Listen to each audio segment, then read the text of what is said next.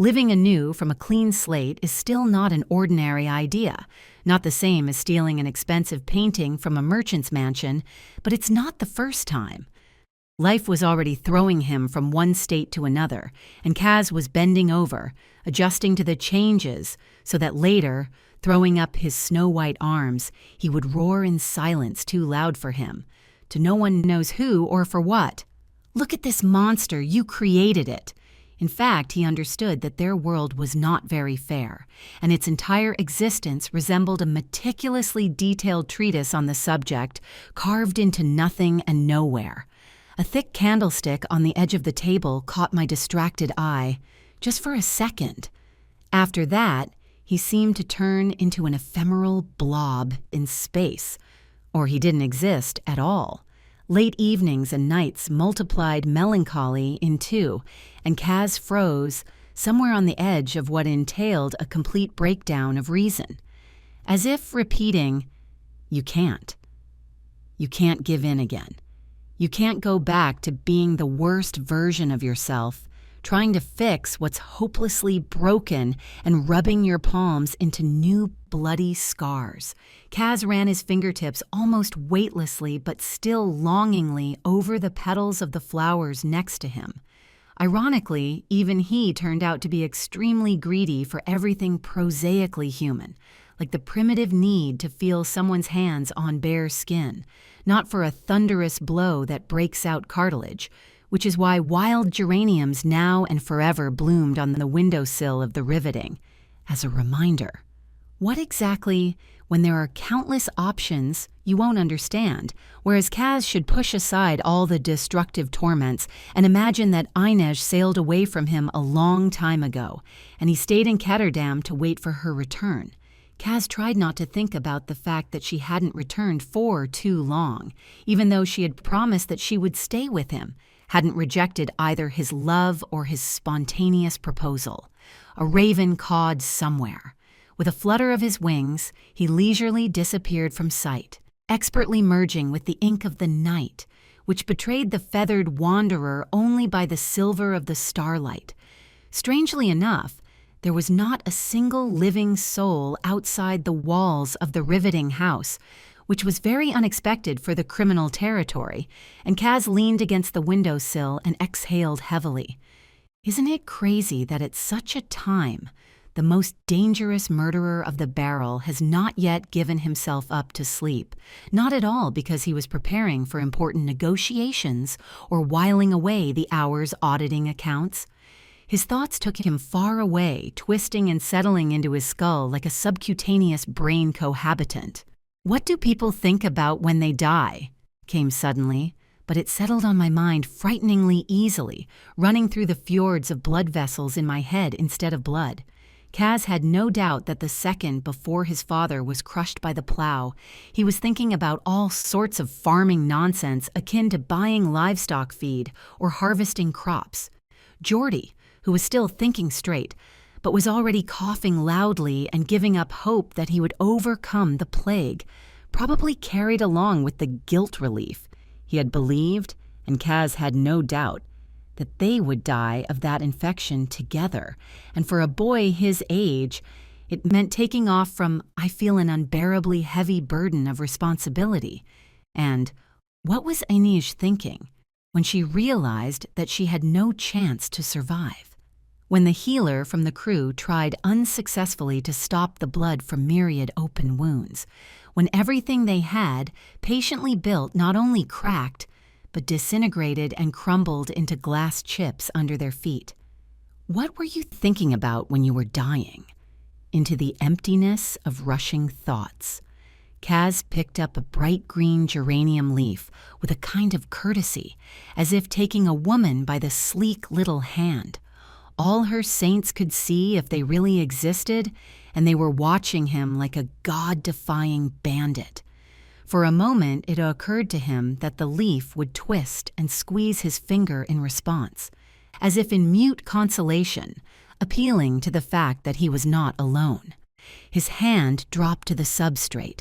The sand is too dense, crunching uncomfortably between his fingers, and Kaz immediately wandered to the closet. It's time to water the geraniums. The time has come to give a short life to something that has died and outlandishly resurrected. Sometimes Kaz thought he was dying himself. Previously, he'd been killed by someone's touch, whether deliberate and firm or casual and weightless. But now, it was their almost complete absence that sickened and crushed him. Maybe that's why he was in a hurry to end negotiations with enemy groups by shooting someone in the forehead or smashing their brains on the cobblestones. The sight of someone else's death calmed him down for a while and redirected his thoughts in a more lenient direction. "The flies have already swooped down like shit," Kig muttered sourly, standing behind him. "Well, do you want to wait until the dogs and crows come? You need a zoo, not an insectarium." Annika snorted pejoratively. "If you don't shut up, you'll be cleaning the city of corpses instead of the local fauna," Kaz said through his teeth in a nasal voice. "Let's go back to riveting and give Rotter the signal to finally come out of hiding." "Boss," Rotter went to the bathroom as soon as he decided that his help would not be needed. "Oh," Kaz drawled indifferently, making it clear to Kig that he was not interested in this detail. "Very well. I am very glad that I have such brave spiders. Since that's the case, then when he returns, he will need to go there again." The path to the riveting took place in complete silence. Even the announcement of the naughty Rotter did not prompt Kaz to break out of his prostration, and he hobbled along more than ever until the outlines of their bandit lair flashed against the background of the gray sky. At the ajar door, leaning back against the jamb, the beetle was lazily smoking, and next to him stood... Kaz intentionally sighed irritably. Next to the beetle stood Jesper, who should not be here, and he clearly found out from an old comrade that he was once again not invited to negotiations, which shamelessly they didn't mention it. He was already looking at his former boss with overly exaggerated reproach. "Just like that? How did Kig learn to shoot bottles properly, is that it? Have you decided that he will be your new shooter?" Jesper wailed, ignoring the fact that Kaz not only pointedly remained silent, but also walked past without turning around, even when he heard the sound of a slap on the back of the head and Kig's squeaky, displeased "shut up." Recently, it began to seem to him that the whole environment deliberately irritated him by its very existence. It's not that Kaz was passionate about people before, but then it was much easier to tolerate their stupid chatter and lack of convolutions. Now he seriously wanted to sew everyone's mouth shut, not to hear their voices, their laughter, not to see that someone's life was in full swing, someone was enjoying every day without obstacles, while he was learning to live anew. Just like then, many years ago, after losing his brother and joining hopeless criminals. But then, he lived for the sole purpose of bringing down the man responsible for Jordy's death, and he would not take revenge on those who robbed him of his bride. Inej dealt with them herself. Halfway up to the attic, Kaz heard a lot of laughter. It seems that Kig and the beetle were joking about something, and the others enthusiastically picked up on it. Another time, he would have rebuked them, out of the habitual, almost youthful boyishness, ordering them to take up a broom and wipe the floors to a shine rather than poison jokes. But now Kaz was silently trudging into the room, away from the alien, colorful, everyday life. "Hey, boss!" Kaz's jaw tightened. The all-too-familiar sensation of the scarlet fluff of wild geranium touching the skin that had lost all vulnerability settled on my fingers. The beetle's joyful exclamation, addressing him, destroyed the entire deceptively beautiful illusion. "Beetle," Jesper said, suddenly serious. "Leave him alone. What are you talking about, Jess? Completely pampered in the Van Eck mansion?" The big man waved his hand in a simple manner. "Boss, we've decided that it's been a long time since we've gathered at the Raven Club to drink ourselves blue." "Beetle," Jasper said warningly. Kaz straightened up, his face not changing at all. "You know the rule of drunkenness. More than 5 bottles and alcohol is paid for from your salary." He chuckled deliberately, indifferently. However, Kaz never behaved differently with a beetle. He remembered the blow from 10 years ago too well, the one in the liver. But before he could turn away, Kig squeezed into their dialogue. "We thought that you would join us. Relax. I don't want to." Kaz frowned, but was instantly interrupted by Kig, who did not hear his proud protest. "And since the ghost is gone, you behave like a slug questioner. There doesn't seem to be a shell, but you're diligently looking for it." "Kig," Annika hissed from behind him. The hole in the layer of meat and muscle began to sting quite a bit. With such memories, with such a non-healing hole in his chest, it's not so surprising. But Kaz didn't show it. "Annika, you're not boring," the beetle snorted. "Yes, Lieutenant, don't be a nuisance," Kig supported his comrade, laughing merrily. "You'll soon be covered in mold wherever you can if you stay in the attic like this." "Are you drunk already?" Kaz asked with extreme disdain. "I think I've already made it clear that I don't want to." He turned around less abruptly than he had intended. His movements are slow, almost mundane. But he's a raw nerve stuck in tension. Somewhere out there, 20 paces away, a wild geranium needed water, and Kaz just couldn't leave it languishing in anticipation and thirst. However, the beetle, who did not catch his ostentatious firmness in time, grabbed his sleeve in his usual audacity, accidentally, or maybe on purpose, touching his bare skin. "Oh, come on!" He boomed cheerfully as if he hadn't noticed that the boss really wasn't in the mood. "Let's rest, celebrate a couple of victories, call the whores from the White Rose," and the cane waved through the air with a whistle before hitting the cheek of the beetle. He roared like a wounded beast and fell down in the blink of an eye, hitting the steps painfully a couple of times and sprawling flat on the chipped floor. Kig, glancing warily at Kaz, slowly took a step back, showing with all his appearance that he was not eager to share the fate of his comrade. Kaz did not betray how the frenzy had poisoned his mind, but his gloved hand, in spite of everything, clenched the oblong stick with undisguised indignation. "I said I don't want to." He cut into the settled silence as if cutting through the general silence with invisible knives. And then, turning abruptly, he continued on his way, no longer hiding how enraged he was by the familiar recklessness of his gang. It's unthinkable. It is easy for him to pacify someone else's temper, even if not immediately, adding effort and violence on the second or third attempt. It is easy to pick at someone's mind like a fork in a steak, but to pacify himself, forcing him to react indifferently to any absurdity of a colleague, is beyond his strength. In the attic, Kaz slowly took off his gloves, as if afraid again, as he had many years ago.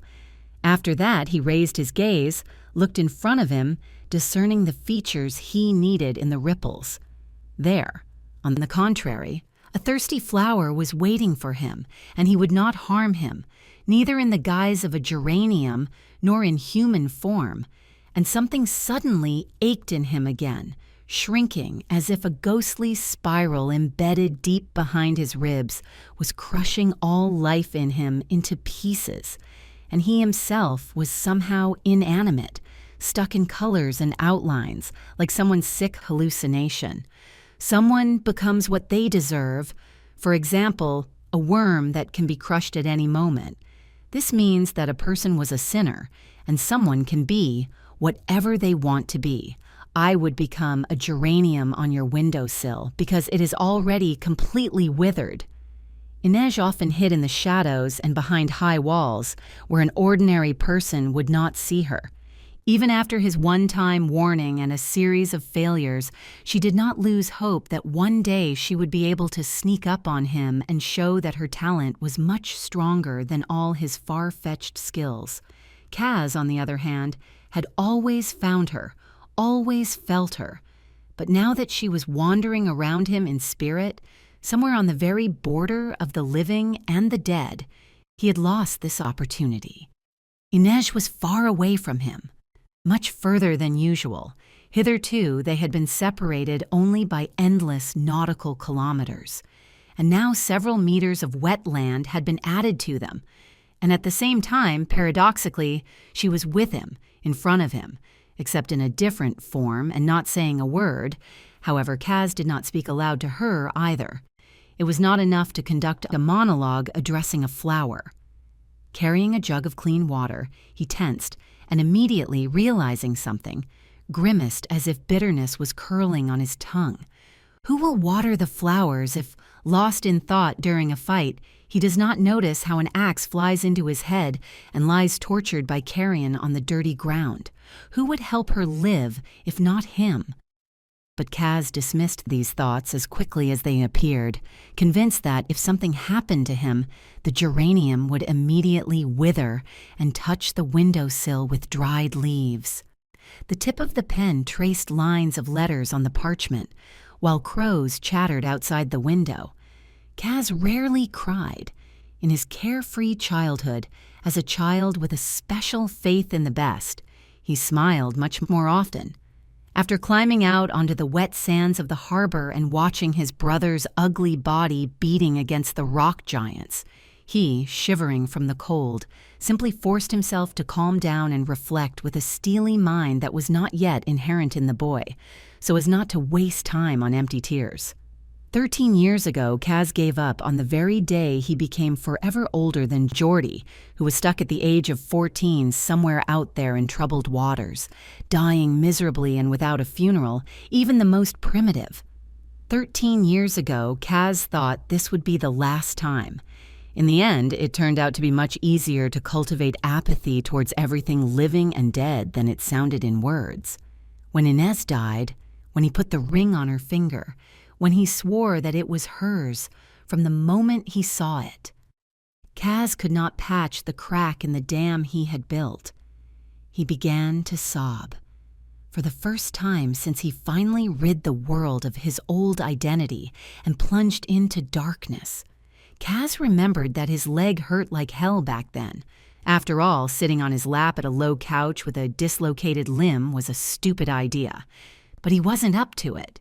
He remembered that when someone from the crew dared to enter, hesitantly, half, whispering, asking how he was as if it was impossible to understand without his answer, he became furious in a terrible passion, shouting, accusing them of not coming to the aid of the captain while she was fighting against several slavers at once, that they couldn't dock the ship at Ketterdam faster so that Inej would have a slim chance of salvation, that they couldn't do absolutely anything. And even though Kaz knew that all attempts would be equally fruitless, he wanted to yell at someone, condemn and vent all the pain, to be understood. Somewhere behind them, the birds, still foolishly hoping that they would be fed, darted across the neighboring roof, beating their wings on the durable slate. Kaz had engraved a raven on his body as a teenager, as if in a silent honor. But now, he hated them with all his soul, because they had too sharp minds to memorize faces and places.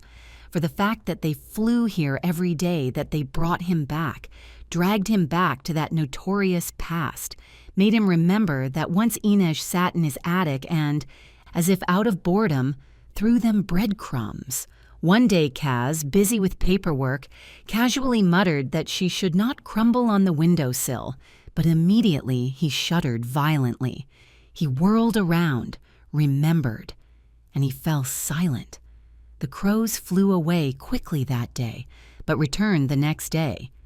And so it is every time, with each change of the sun with the moon. Caw, caw, the birds exclaimed. Sometimes Kaz thought that crows turned into people. They irritated him in the same way, with the same simplicity and skill, exasperating him, twisting his nerves and exposing everything that he was building in a shaky pyramid. His hand tightened on the pen. The tip poked into the paper with all its might, which made the letters on the parchment appear rough and sloppy. It's hard to cling to yourself at times like this. Any self, the former, the past, the one that has not yet been reborn from the ashes, and perhaps will never be reborn, will become what a deadly fire left behind, after which nothing else will grow. It's almost become a habit over the last couple of weeks. Almost. Car. Kaz clenched his jaw until it throbbed somewhere under his cheek. He's not happy. Really unhappy. All around, people. The monotony of life. The absence of any interpretation of peace of mind, which once meant revenge on Rollins for the fatal deception and death of Geordie, as well as any sense of his existence, except for the fact that this amorphous semblance of a bandit group survived under his iron hand. The fact that this body hated any sounds that the impoverished universe made. And crows. Damn crows. Car. The feather broke with a bang. It got caught on the parchment. An ink blob formed near the last letter. Kaz whirled around, glaring angrily at the raven perched on the windowsill as if it had been invited here.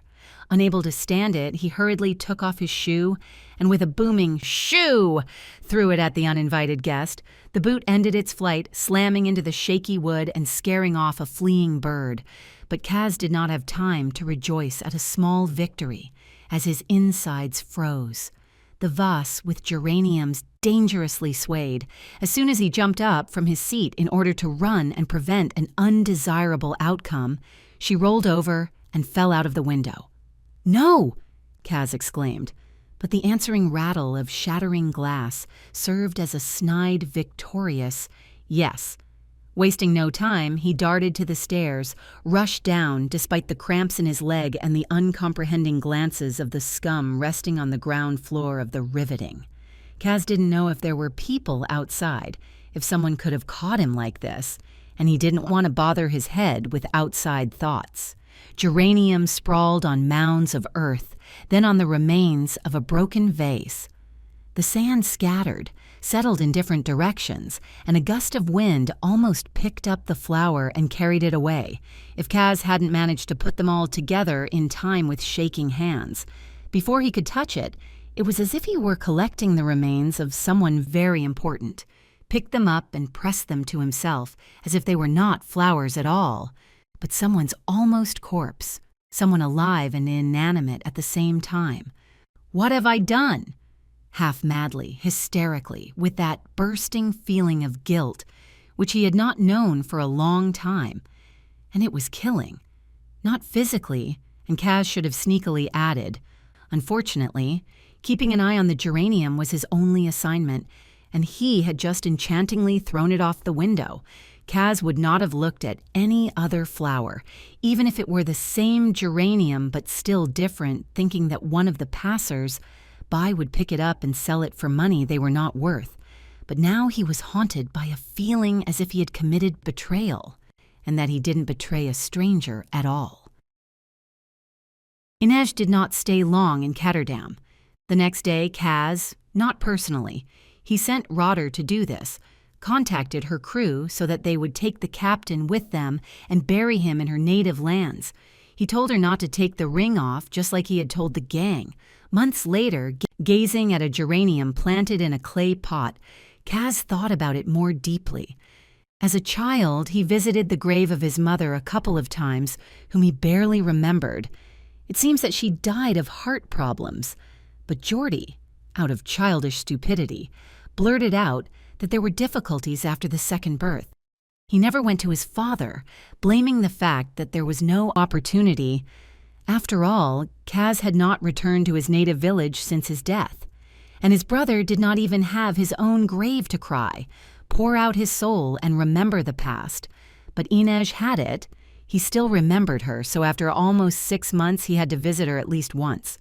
Kaz ran his fingers over the rustling petals, as if with one tremulous touch he was apologizing for everything he had done, for all the things for which he had asked for forgiveness, or had completely forgotten about it, believing that she herself would forget and forgive.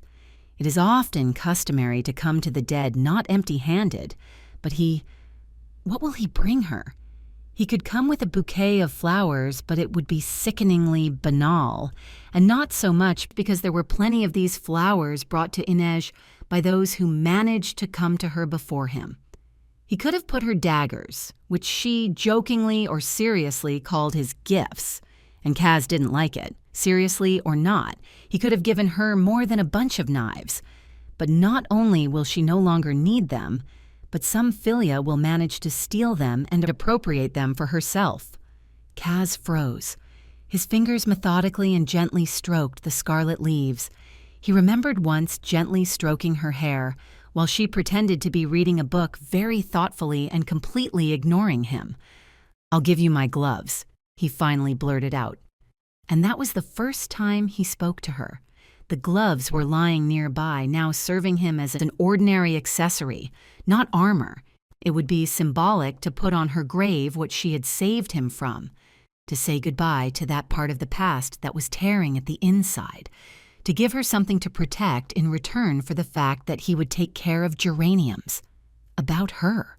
He would let Jesper and Wylan, it was foolish to doubt that they would want to go with him too, approach her first, wait until they were done, and drive her away to be alone with her.